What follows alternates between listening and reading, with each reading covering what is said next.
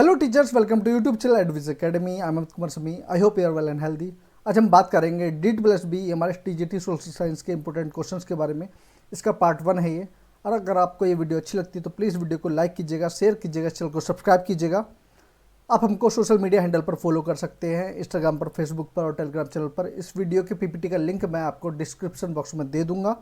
आप वहाँ से इस वीडियो को पीपीटी का लिंक डाउनलोड कर सकते हैं। ठीक है। क्वेश्चन नंबर फर्स्ट है, बेल्जियम देश किस महाद्वीप में है? तो यह है यूरोप में और बेल्जियम की राजधानी है ब्रुसेल्स। क्वेश्चन नंबर 2 देख लेते हैं। यदि विधायिका, कार्यपालिका और न्यायपालिका के बीच सत्ता का बंटवारा हो तो इसे सत्ता का वितरण कहते हैं। कैसा? क्षैतिज वितरण, हॉरिजॉन्टल डिस्ट्रीब्यूशन ऑफ पावर। ठीक है। नेक्स्ट देखते हैं, सत्ता का संघीय विभाजन कौन सा है? तो यह है प्रांतीय और क्षेत्रीय स्तर पर सरकारें। Question number A, option A. देखिए, हमको पता है कि हमारा जो कंट्री है वो फेडरल कंट्री है, संघीय। ठीक है, संघीय व्यवस्था है। इसमें क्या होता है कि जो सत्ता है, सत्ता का विकेंद्रीकरण रहता है। मतलब जो जो भी सत्ता है, ठीक है, वो स्टेट लेवल पर, लोकल लेवल पर और सेंट्रल लेवल पर डिस्ट्रीब्यूट रहती है। नेक्स्ट क्वेश्चन देख लेते हैं। क्वेश्चन नंबर 4, 1970 से 1993 के बीच में बेल्जियम के संविधान में कितने संशोधन किए गए? ये किए गए क्वेश्चन, ये ऑप्शन 4 किए गए थे। क्यों? क्योंकि यहाँ पर डच भाषी और फ्रेंच भाषी के बीच में कॉन्फ्लिक्ट था, इसलिए।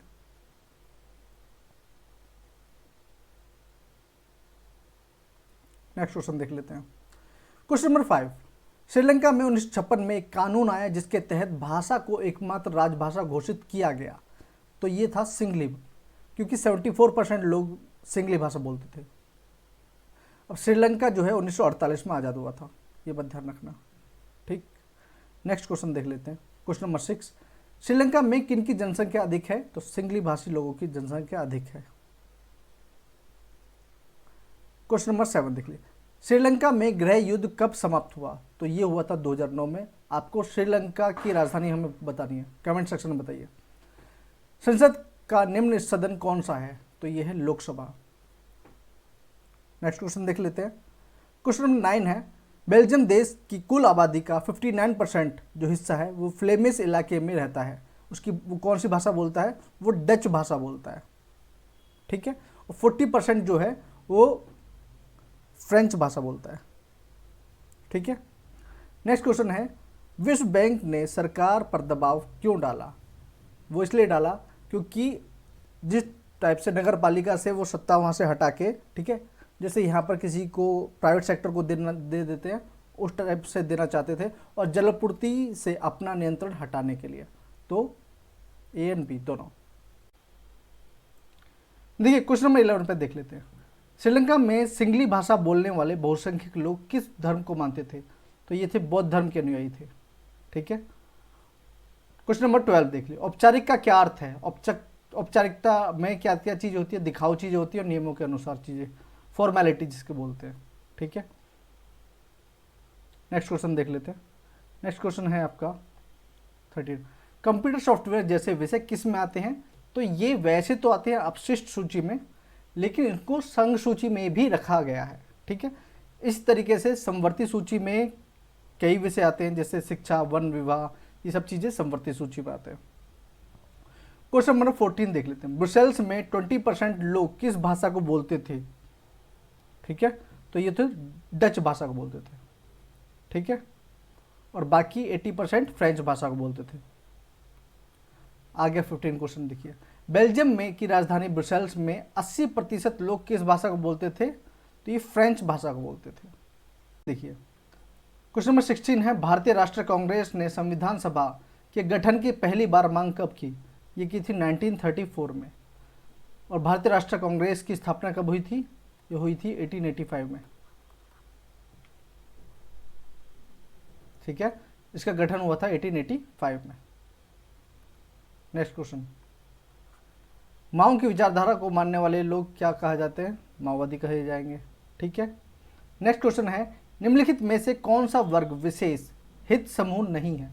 वर्ग विशेष हित समूह नहीं है, तो ये नहीं है, ये फेडेकोर जिसे बोलते हैं। ऑप्शन डी, फेडेकोर। क्वेश्चन नंबर 19 देखिए, कर्नाटक की ज़मीन पर कौन से पेड़ लगाए गए? देखिए, एक कंपनी थी पल्पवुड कंपनी, उसने यहाँ पर पेड़ लगाए। कौन से लगाए थे? यूकलिप्टस के।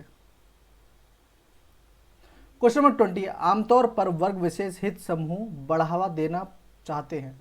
मतलब ये समझिए, एक तरह से कहा जाए तो कोई भी वर्ग विशेष, कोई भी समूह है तो सबसे पहले अपने समाज के वर्ग विशेष के लोगों के हित के लिए कार्य करेगा और उनके सदस्यों की भलाई के लिए कार्य करेगा। So D, option D, A and C. 21 देख लेते हैं। पल्पवुड कंपनी ने के लिए कितनी ज़मीन दी गई थी? तो ये दी गई थी 30,000 हेक्टेयर। आप ये बताएंगे कमेंट सेक्शन में कि पल्पवुड जो कंपनी है वो किसने शुरू की थी। ठीक है। 22, नेपाल में संवैधानिक राजतंत्र को किसने स्वीकार किया था? तो ये किया था राजा वीरेंद्र सिंह ने, और उनकी हत्या की थी ज्ञानेंद्र ने, और ज्ञानेंद्र जो थे वो लोकतंत्र के बिल्कुल कट्टर विरोधी थे। ठीक है। नेक्स्ट क्वेश्चन देख लेते हैं। क्वेश्चन नंबर 23, जो नेपाल में जो आंदोलन हुआ था उसकी रूपरेखा कैसी थी? लोग एकता से आगे बढ़े। ठीक है। लोगों की एकता के आगे सुरक्षा बलों की एक ना चली। 13 अप्रैल को आंदोलनकारियों की संख्या 3 से 5 लाख हो गई। ये सारे सभी सही हैं। ठीक है। 24, ये भी नेपाल में लोगों ने कर्फ्यू बंद के दौरान क्या किया था कि लोग सब तोड़ ताड़ के, ठीक है, सड़कों पर उतर आए थे। तो एयर बी दोनों।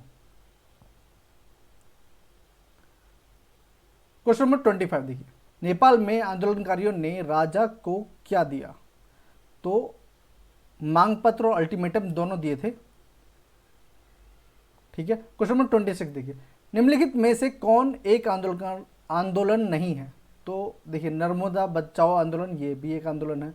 लोकतंत्र के लिए नेपाल में संघर्ष, ये भी एक आंदोलन था। और महिला आंदोलन तो है ही। अखिल भारतीय ट्रेड यूनियन कांग्रेस, ये एक ऑर्गेनाइजेशन है, ना कि एक आंदोलन था। 27, प्रधानमंत्री की नियुक्ति कौन करता है? तो प्रधानमंत्री की नियुक्ति राष्ट्रपति, हम राष्ट्रपति करते हैं। राष्ट्रपति प्रधानमंत्री की सलाह से बाकी सभी मंत्रियों की नियुक्ति करते हैं। 28, नेपाल की राजधानी कौन सी है? तो काठमांडू है। Question number 29, Karnataka pulpwood limited company कब बनाई गई थी? ठीक है, आप ये बताइए। तो ये बताई गई थी 1984 में। और क्वेश्चन नंबर 30, निम्नलिखित में से कौन सी संस्था कानून बनाती है? तो संसद बनाती है। ठीक है। और संसद के 3 पार्ट होते हैं, लोकसभा, राज्यसभा और राष्ट्रपति। लोकसभा, राज्यसभा और राष्ट्रपति। ठीक। नेक्स्ट क्वेश्चन देखिए, निम्नलिखित व्यक्तियों में कौन लोकतंत्र में रंगभेद विरोधी नहीं थे? ठीक है, आपको इनका आंसर देना है। और सेकंड क्वेश्चन है, ब्लैक पावर आंदोलन कब उभरा? ठीक है, ये दोनों हैं। इन दोनों के आंसर अगर आपको पता है तो कमेंट सेक्शन में प्लीज़ बताइएगा। मिलते हैं नेक्स्ट वीडियो में। ये क्वेश्चन कैसे थे, वीडियो आपको कैसी लगी, आप मुझे कमेंट सेक्शन में बता सकते हैं। अगर आपको वीडियो अच्छी लगी तो प्लीज़ इस वीडियो को लाइक कीजिएगा, शेयर कीजिएगा, चैनल को सब्सक्राइब कीजिएगा। Thank you so much, take care all. मिलते हैं नेक्स्ट वीडियो में।